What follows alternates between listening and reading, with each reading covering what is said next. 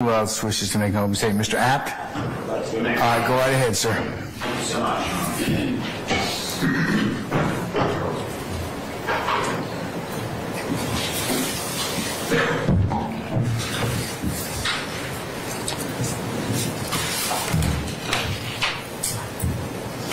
It is more important that innocence be protected than it is that guilt be punished. For guilt and crimes are so frequent in this world. That's a quote from the man who wrote into our Constitution what the presumption of innocence means. His name was John Adams. He was the second president of the United States, right after George Washington. Why is that quote important? Why is the presumption of innocence important? Why did that get included in our great Constitution? Because we want to make sure that we don't accidentally send innocent people to prison. Innocent people don't get punished. I have the great honor of representing Deamonte Kendrick, who's sitting in the gray vest at council table with me, along with my co-counsel, Doug Weinstein. Doug, stayed up so everyone can see. Also, you'll meet or hear from, at times, Katie Hingerty. She was here yesterday. She was the tall woman with blonde hair. And the three of us have the great honor and privilege of defending Mr. Kendrick. I've been practicing law here in Atlanta for almost 30 years, exclusively representing innocent people like Mr. Kendrick. He is not guilty. He is not guilty of every accusation and every count in the indictment that the state alleges. Let me say it a third time, just so you're clear. He is not guilty of every single charge against him.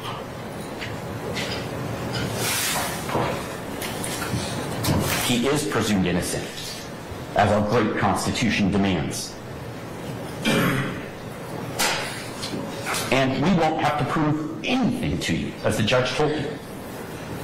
The burden will always lie on the state, and boy, is it a high burden, beyond reasonable doubt. Now, it's not a mathematical certainty. The judge, Judge Granville, who's a great judge, by the way, and very smart, and knows the law really well, will instruct you as to all the law. None of the lawyers will. But that beyond a reasonable doubt standard is a tough standard for them to meet. And the evidence in this case against my client is so very weak. The state's not going to be able to come anywhere near the standard required.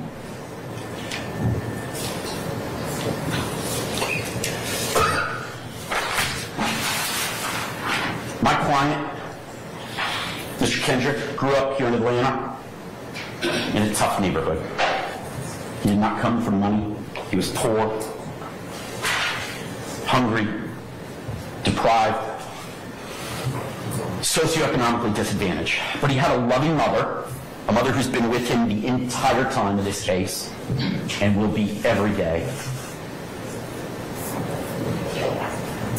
And she made sure that he had the best upbringing that he could.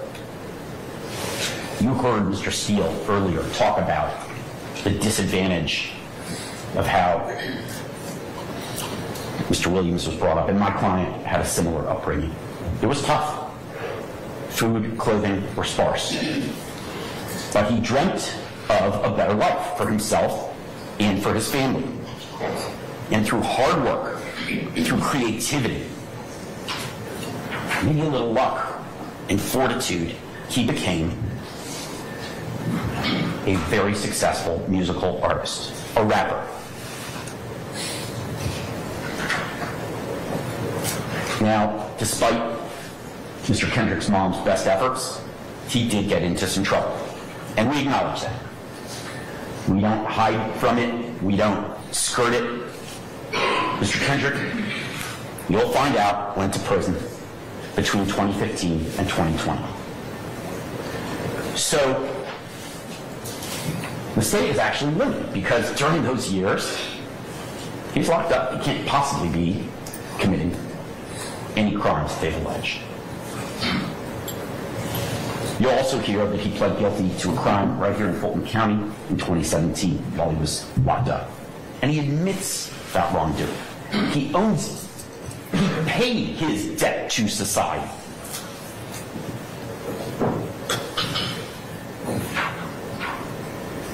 But he also worked hard and obtained success in the music industry. And not just for fame or money. Mr. Kendrick did it because he wanted to give back to his community, a community that was disadvantaged. And that's exactly what he did when he got successful. He did tremendous civic duty. You'll hear evidence that he volunteered, he helped coach a youth football team, and he gave back to his community. He gave back because he knew it was the right thing to do. Now the state, and the evidence will show, the state, the police, and the prosecution want to use Mr. Kendrick's past. They put it in the indictment. Despite having paid his debt to society, the state is going to use his prior conviction to try to bootstrap these old crimes that he's already paid his debt for to get you, to convince you that he's guilty of these new offenses. They're going to try to get a second bite at the apple, despite the fact that he served his time, that he pled guilty. They want you to find him guilty again because of a debt he's already paid. And that's not right. They can't prove, using actual evidence in this case, the new crimes that they're alleging in the indictment, so they have to get you to pay attention to the old past he left behind. The evidence will show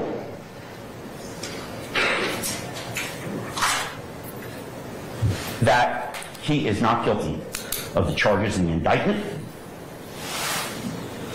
and that the police and the prosecution's case is so incredibly weak. But they have to distract you with the old Mr. Kendrick, the Mr. Kendrick that paid his debt and pled guilty and served his time. It's like a bad magic trick. You ever see a bad magician who's like, look over here, while they're picking your pocket?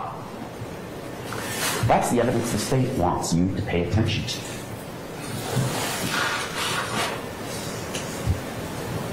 I've been involved in a lot of RICO and murder cases in my career, in almost 30 years of doing this job. But the judge told you, and the prosecution told you, this case is unique, different. Why? It's going to take months. There are going to be hundreds of witnesses. It is massive. It's definitely the biggest case that any of us have ever been in.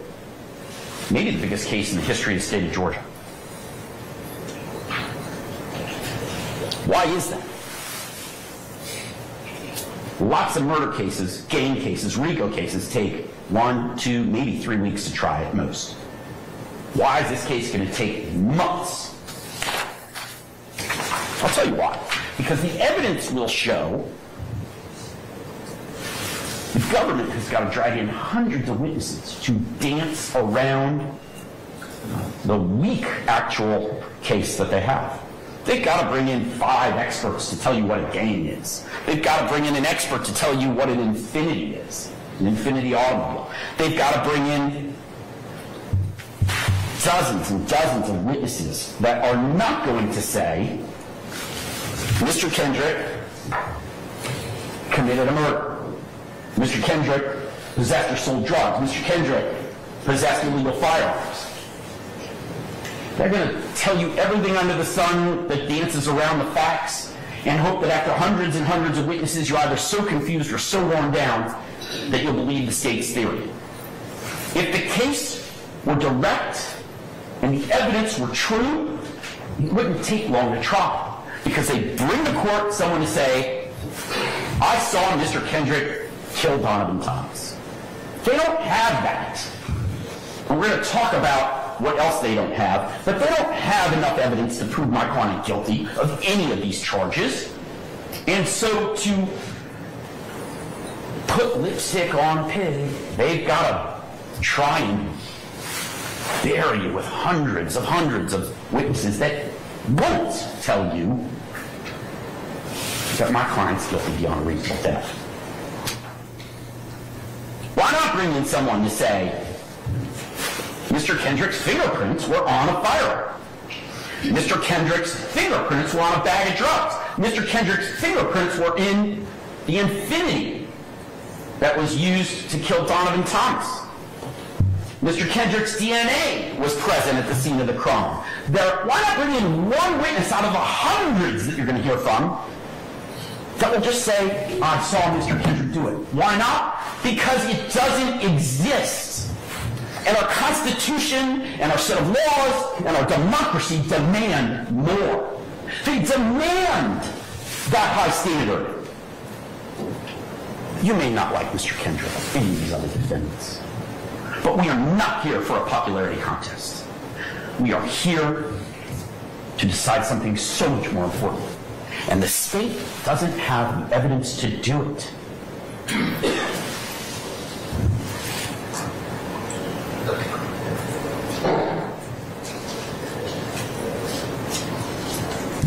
The evidence doesn't exist, not real concrete evidence.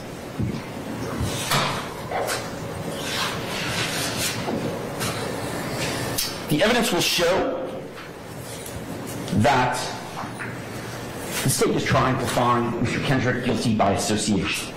That's what they want you to believe. Because they want you to find him guilty because who his friends are. The evidence will show that he had friends, that he knew people, that he associated with people. I thought in America we had freedom of speech, freedom of association in the First Amendment. But the state wants to present evidence to show you that those freedoms are not true, that the Constitution does not matter.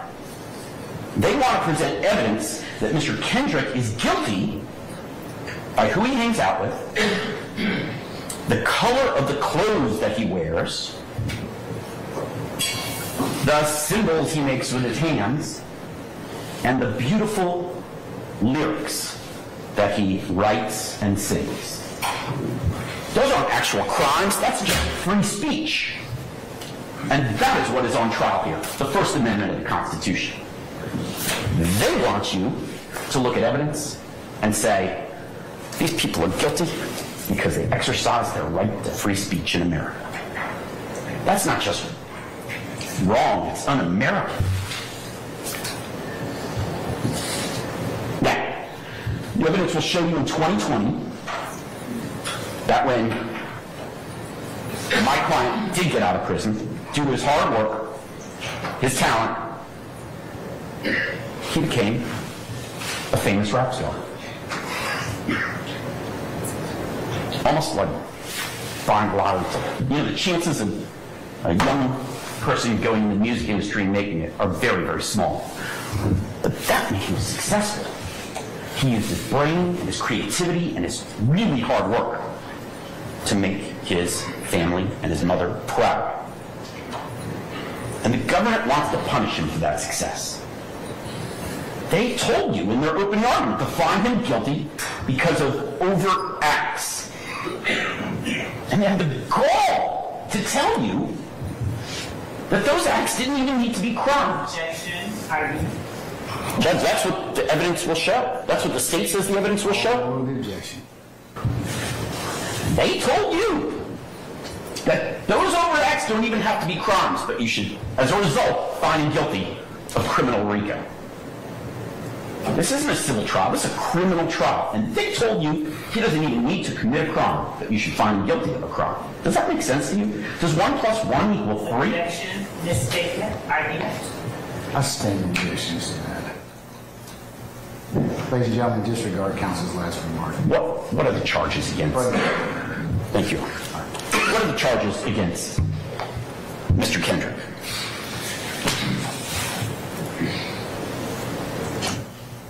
The first and the biggest is a murder. We've heard a lot about the murder of Donovan Thomas already.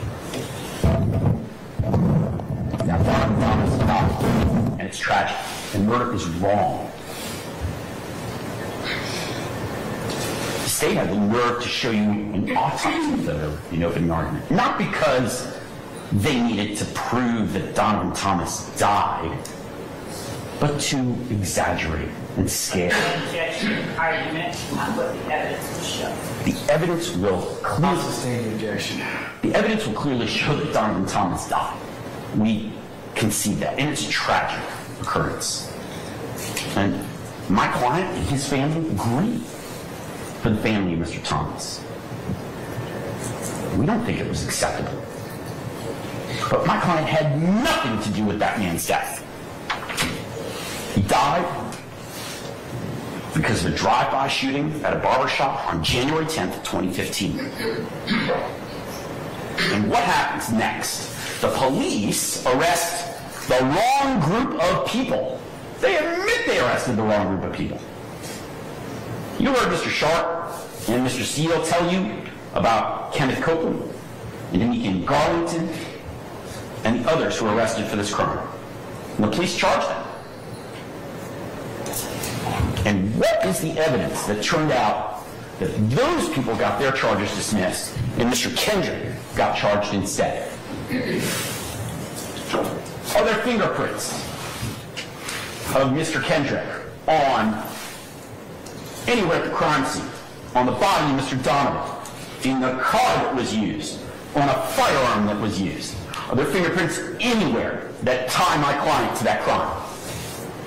No. What about DNA? Is my client's DNA anywhere related to the death of Donovan Thomas? No. What about ballistics? Are you going to hear evidence that there was a match between the bullets or the gun used to kill Donovan Thomas that was a gun ever possessed by Deamonte Kendrick? No. Are you going to hear from a single witness out of the hundreds of witnesses that are going to be brought here by the state? One. I beg you for one witness to come to court and stand right here on this witness stand and say to you, I saw Deamonte Kendrick kill Donovan Thomas. Will that occur? And the answer is resoundingly no, because my client is not guilty, ladies and gentlemen. He's an innocent man, wrongfully accused of a murder he didn't commit. And if that doesn't get you upset, I don't know what will. It makes me angry.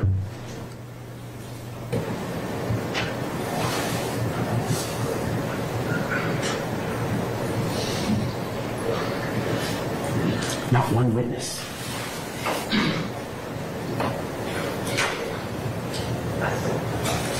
There's videotape that the state will present of an Infiniti automobile driving by the barber shop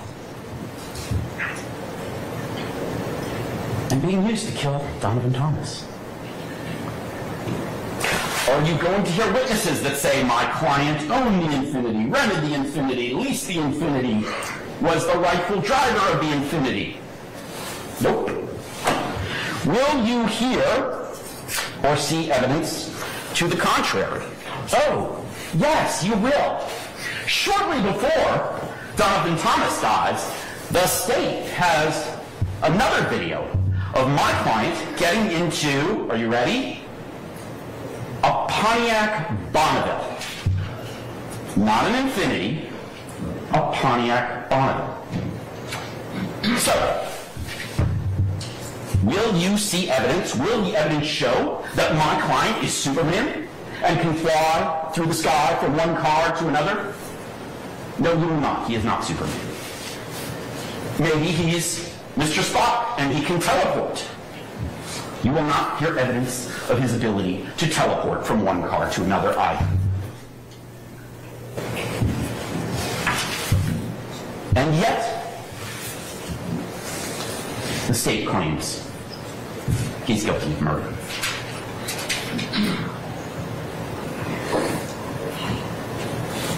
Now remember, you heard previously about a man named Nicholas Robinson, whose real name is Spencer Wright.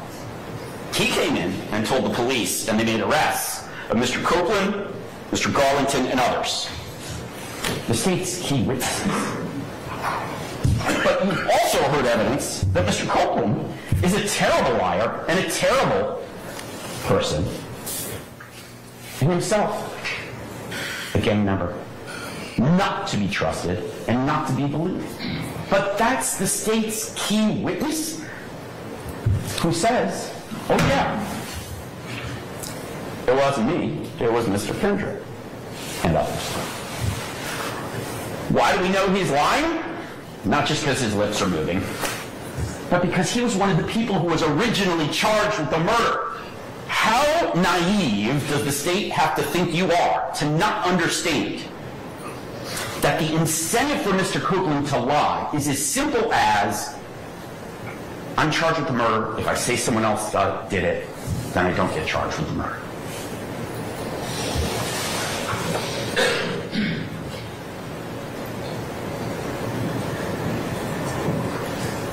It's a ridiculous theory that they have, quite frankly. And the evidence is so super thin and super weak, it reminds me of nothing more than a Krispy Kreme donut. Thin air.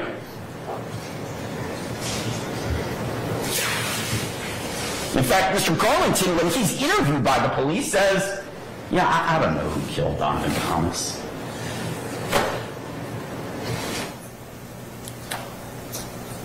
They have no way to corroborate it. They have no actual evidence. The state wants you to buy into this theory of murder, and our Constitution demands you don't.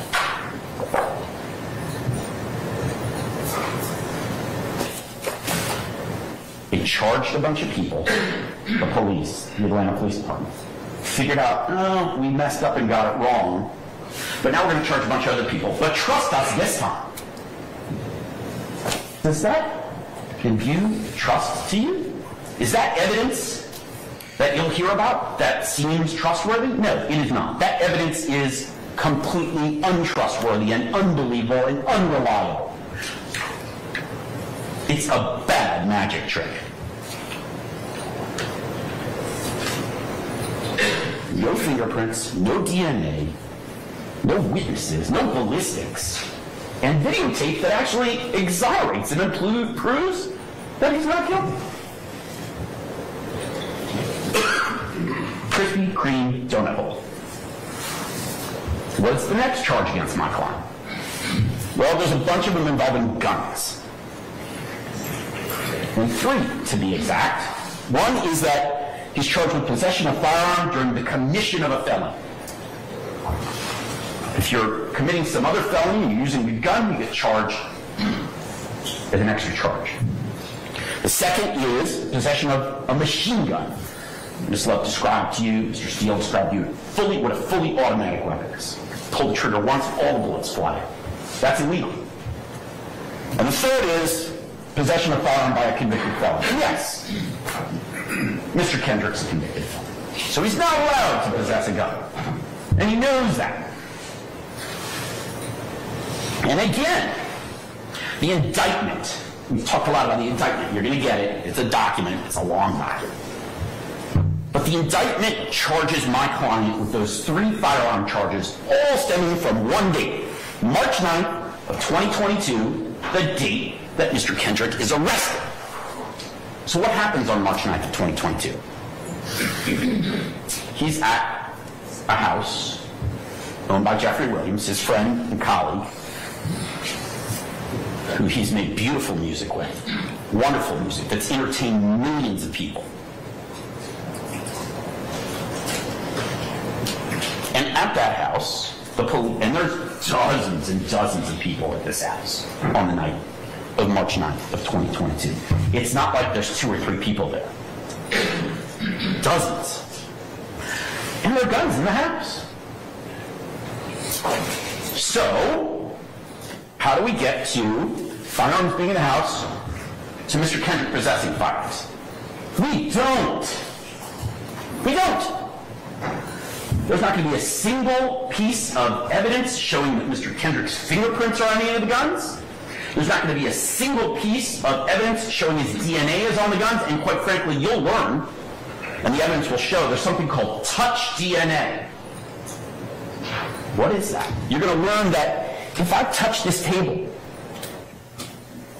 and my hand is here for a couple seconds, I don't just leave my fingerprints behind, I actually leave some of my DNA behind. And that can be tested, forensically tested, by the police and by the GBI lab and the state of Georgia. So there's no fingerprints on the guns that belong to Deamonte Kendrick. There's no DNA. There's not a single person at the party or a single witness who says Deamonte Kendrick had any of these guns.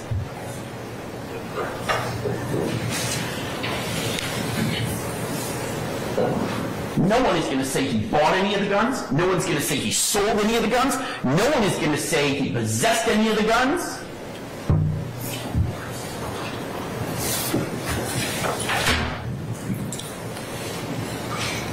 But they're going to want to do a dirty magic trick and show you his past. He pled guilty to a gun offense years ago.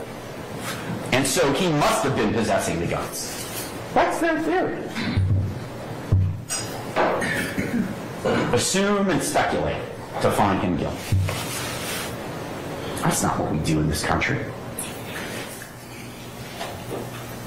That's not what we do in a democracy. That's not what we do with our Constitution. And that's not what we do when someone's presumed innocent and has to be proven guilty beyond a reasonable doubt.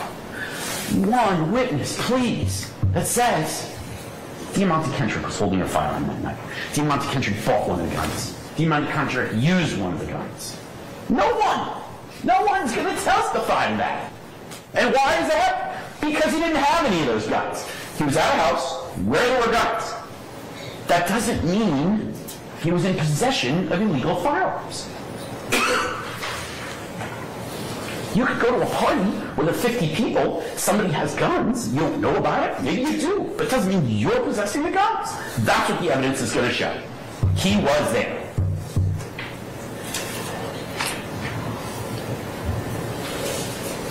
There could have been a bazooka in that house. I don't care. Mr. Kendrick wasn't in possession of any firearms, illegal, machine gun, or otherwise. He didn't control a gun, he didn't use a gun, he didn't buy a gun, he didn't sell a gun, he didn't hold a gun. Not one witness. And there are dozens of people that they could call to say, oh yeah, I saw Mr. Kendrick hold a gun, but not one. And there could be hundreds of witnesses. They want to bury you with witnesses so that you'll forget about the presumption of innocence and what real evidence is required. Zero, not zilch, donut hole, reasonable doubt. What will they show you? What will the evidence show that night on March 9th? Well, they'll show that Mr. Kendrick was afraid. He's a black man in America, and there's a team of people swarming a house with firearms. He's not sure if they're police or not. But in 2022, after COVID, BLM riots, people like George Floyd died, he had a reasonable and healthy fear. Fight or flight. Mr. Kendrick doesn't want to fight. He doesn't want to fight the police, and he doesn't want to fight people who aren't the police if they're armed. But he knew that there were people swarming the house with guns, and it turned out they were the police. So what did he do? He ran. He did the absolute smart thing to save his life. He was afraid, and he ran. And the police caught up with him shortly thereafter. Now, he's not charged with fleeing the house. He ran because he was afraid, and that's a reasonable thing to do for him, given how he grew up, where he grew up, and the state we live in.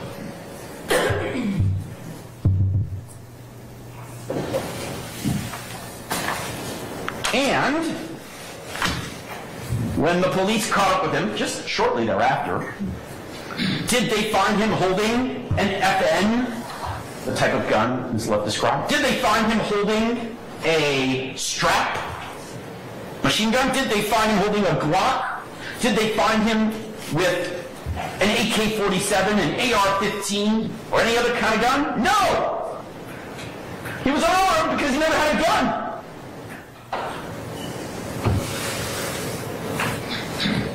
There's not a scintilla of evidence that you should believe that Mr. Kendrick is guilty of any of those 3 firearm charges. Not a scintilla. Hundreds of witnesses. I asked for one to come to court and say, Mr. Kendrick was holding a gun that night. What about the next set of charges? They're drug charges against my client. But all the drug charges against him, possession of cocaine, possession of codeine, all the drug charges alleged against Mr. Kendrick are again from March 9th of that year. From the date he was arrested, the party at Mr. Williams' house. And apparently the police find drugs in the house, where there are dozens and dozens of people. So again, I ask you, listen to the evidence. What will the evidence show? Will the evidence show my client's fingerprints on a bag of drugs? No. Will the evidence show my client's DNA on a bag of drugs? No.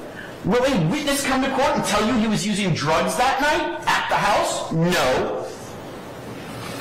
Is there videotaping my client snorting a line of cocaine? No. Is there going to be a witness who tells you that my client sold him drugs? No. Is there a witness that's going to tell you that my client bought drugs? No.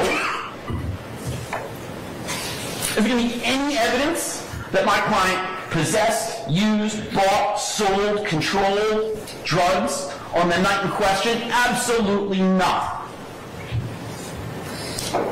There were drugs at the house, my client was at the house, there are dozens of people at the house. 1 + 1 does not equal 3. It's another Krispy Kreme donut hole for the prosecution.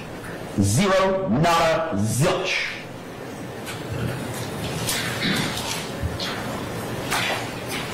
We're not going to hear evidence that my client's blood or urine was tested and that in his bloodstream there was cocaine or other drugs.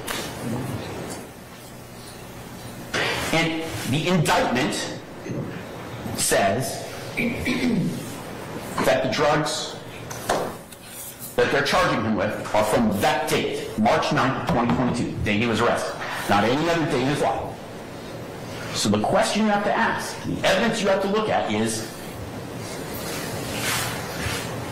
he possessing drugs while he's at the party at that house? And there is no evidence of that, just like the guns.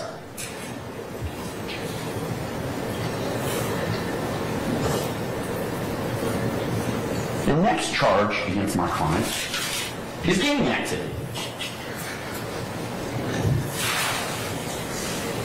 And the gang activity they allege, very specifically in the indictment, it's not just any gang activity, it's gang activity related to the possession with the intent to distribute illegal drugs from March 9th of 2022.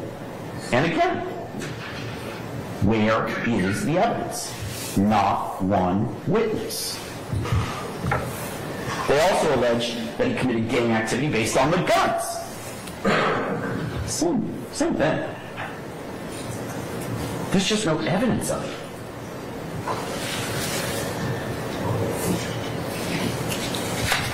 It is not illegal to be part of a group in America. Freedom of association.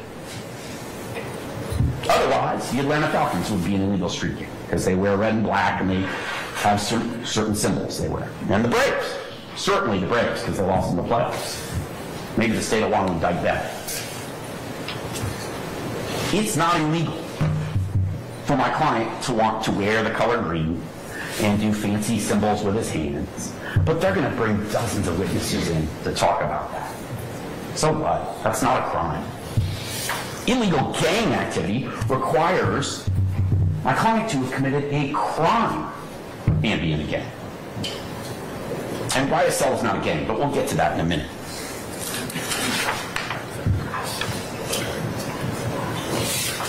They want to attack free speech and freedom of association. They're guaranteed to us in the Constitution. And if they want to do that, then they should go out and arrest the Falcons and the Braves too.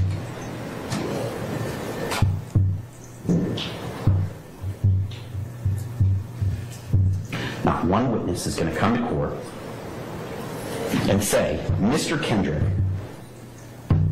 possessed, sold, bought, used drugs as part of gang activity.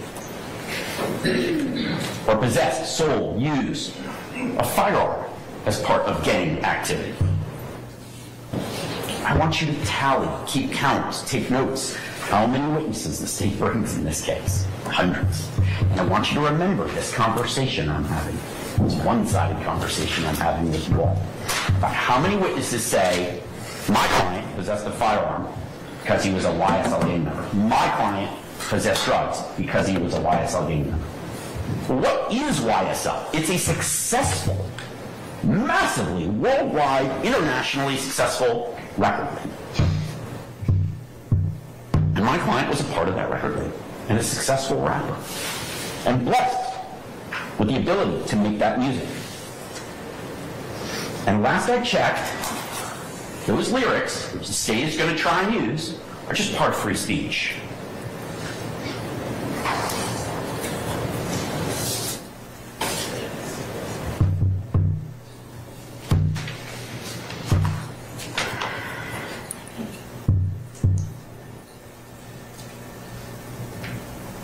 So, we've eliminated murder, we've eliminated the gun charges, we've eliminated the drug charges, we've eliminated gang activity based on gun or drug charges.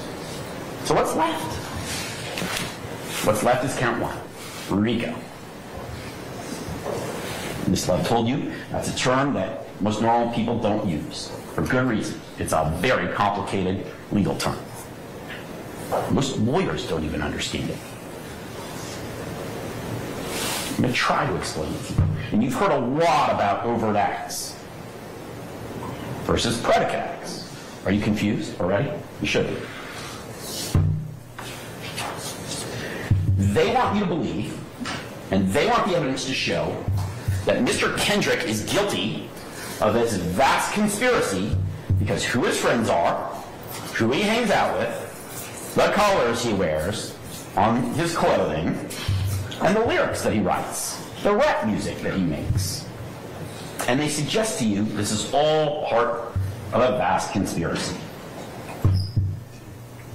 But the reality is, some of these lyrics may be offensive to you, and that's okay. Because in a free society, we have free speech. That doesn't make it a crime.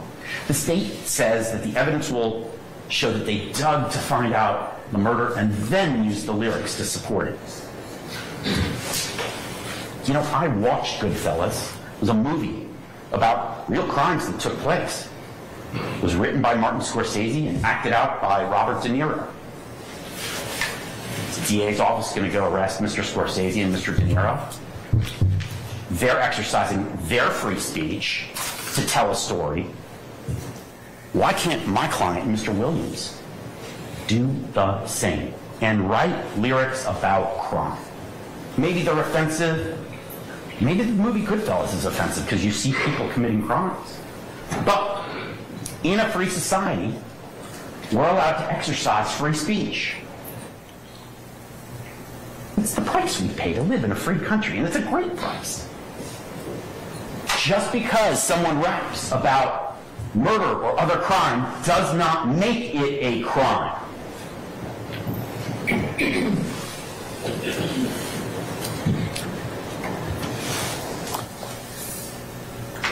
Why do they rap about that stuff? Because it sells records and it allows them to creatively express their feelings about how they grew up and where they grew up. And they are proposing a war on the First Amendment of freedom of association and free speech. They don't like those lyrics. They want to send a message to all those inner city kids in Atlanta who dream about getting out of the ghetto and becoming successful musicians. And their message is, you rap lyrics about crime, we're gonna indict you and charge you and brand you a criminal. That's un-American. That's wrong. The evidence will show that the state of Georgia and the city of Atlanta have been blessed in the last 20 years by the entertainment industry. And not just rap music, TV and film, and all kinds of entertainment. And some of it's fictional. And that's okay. It's okay to rap about crime or life or your experiences, even if it's not true, even if it didn't really happen. That's just free speech, ladies and gentlemen. That's not evidence of a crime. That's protected in our Constitution. It's a protected part of living in a free society.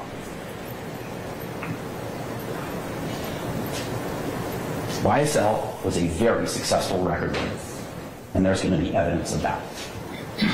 It made millions and millions of dollars. That's not a criminal street gang. But it's not just a successful record label. It gave my client the opportunity to give back, to volunteer his time and some of his money. He coached an inner city youth football team. Does coaching that inner city youth football team support their RICO accusation? Because they told you the overt acts don't have to be a crime. Maybe now we should criminalize civic volunteer work. I don't know where it ends if we start making free speech illegal. They want to lump Mr. Kendrick in. They want to have you find him guilty because of other people's crimes or crimes that he already paid his debt to society for. So the state presented you some of the examples of that. Lil Wayne's tour bus got shot up. That's horrible. Whoever did that should be punished. But there's no evidence my client was there to part in it. They're alleging that's part of this case. The shooting of Chamel Drinks you heard about, gunned down in a rental car. But they're not alleging Mr. Kendrick took part in that either. And what about the attempted stabbing of Rayshawn Bennett, who's known as YSL, another rapper, and the armed robberies they alleged? None of those incidents involve Mr. Kendrick. But what they're going to argue to you is that if Mr. Kendrick was part of the YSL label, or what they call the YSL gang, then even if he's not charged with those crimes or involved in those crimes in any way, he should be found guilty of RICO conspiracy, even if he didn't commit a crime. And that's wrong. It's just wrong.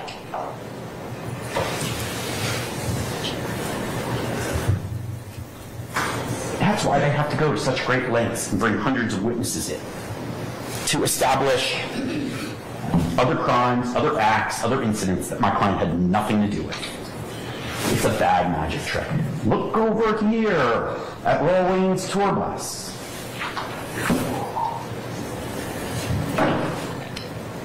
If they actually had evidence of my client committing a crime, we'd be here for a week, not months. The conspiracy they want you to criminalize is being a rapper in America and being successful. They want to attack the First Amendment. They want to attack free speech. They want to attack capitalism because they don't like rappers who rap about criminal behavior in Atlanta. And they're telling you that this is a pattern of activity, a trend to attempt to control and exert influence. But really what they're showing you is, if we don't like your speech, then some free speech is wrong and illegal. And you should find my client guilty as a result.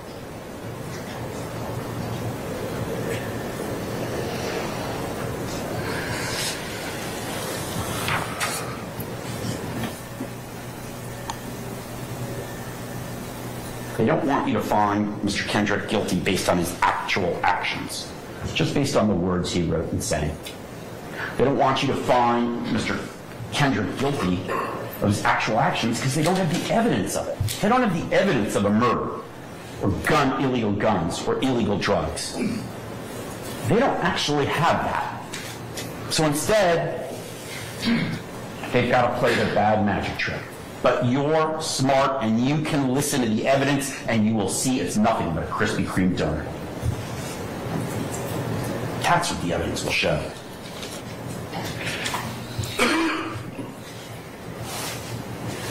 You heard about wiretaps.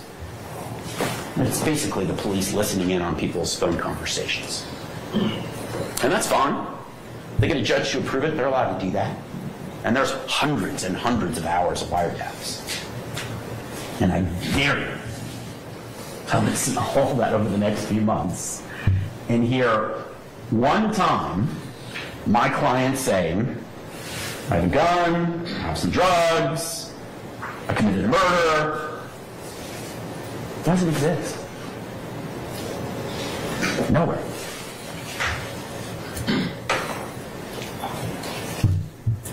I'm part of the YSL gang.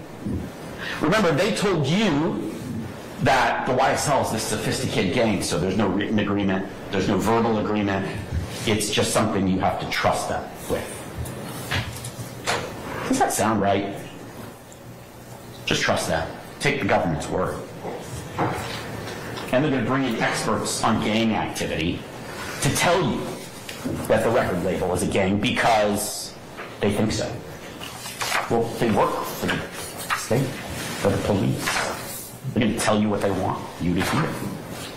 But use your brain. Use your common sense.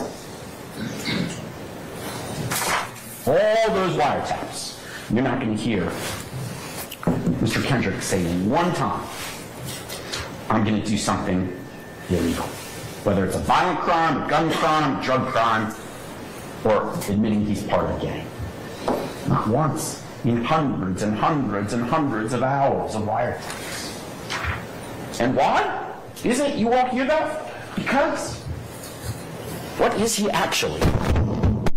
He's a former convicted felon, a former gang member, and a current recording artist, a current rapper with YSL, and a current member of society doing civic duty.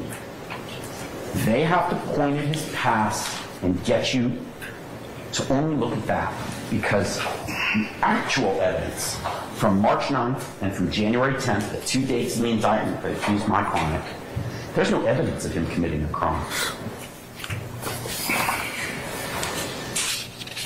The state turned over to us, prosecution, 6 terabytes of data in this case.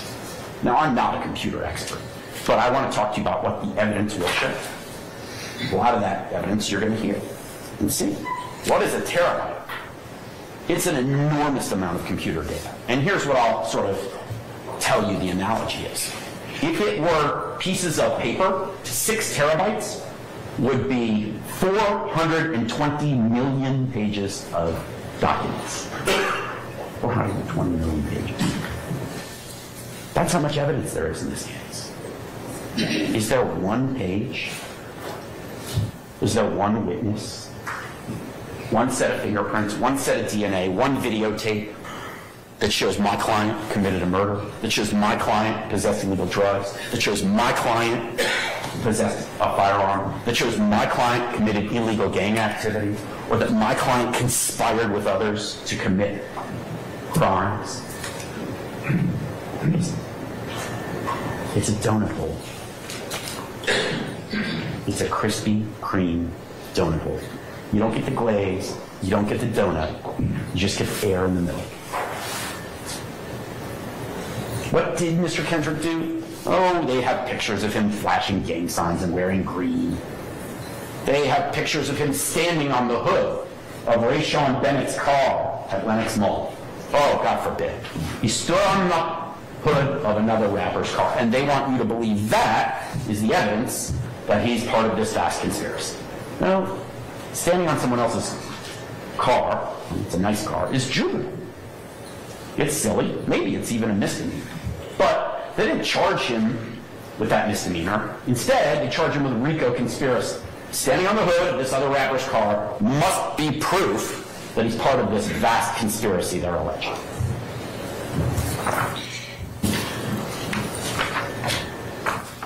Quite frankly, the real juvenile behavior is all these hundreds and hundreds of witnesses to try and prove something that doesn't exist.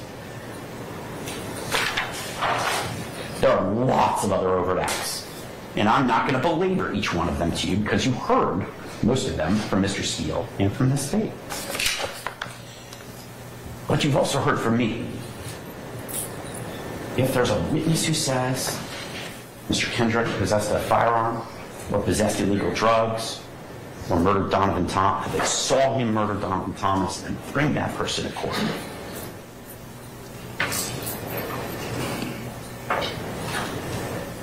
Mr. Copeland, their star witness, is going to come to court and say that Mr. Kendrick admitted to him, Mr. Copeland, that he was part of the group that killed Donovan Thomas. You going to believe Mr. Copeland, who has every incentive to lie? That's the evidence they want to rely on? That's what they're keeping us here for months and months for?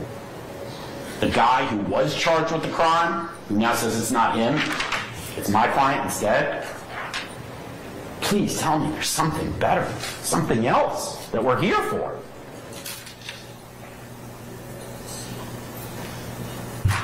Please tell me we have anything near proof beyond a reasonable doubt. We don't. There's no real or concrete evidence my client committed a crime.